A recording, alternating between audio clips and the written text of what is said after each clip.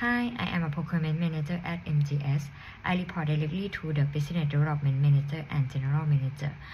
Our department manages both food sourcing and mechanical sourcing, as well as the quality controls.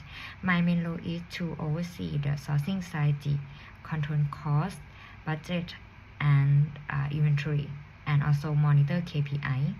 I lead team responsible for the mechanical product like solar equipment, as well as the food product for the local market. And we work closely with international suppliers.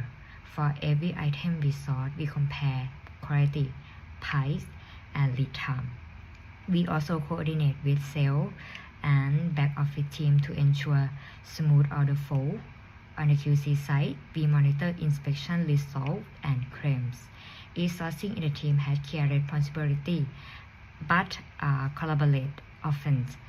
We believe in proactive communication and teamwork across departments. If there are any issue related to the sourcing and QC team, it usually comes to our team. Thank you.